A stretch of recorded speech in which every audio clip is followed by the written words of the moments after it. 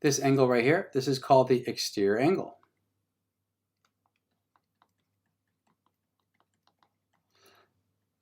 And what does the word remote mean? It's like a remote island.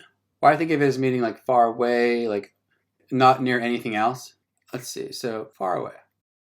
All right, so these guys right here are called remote interior angles,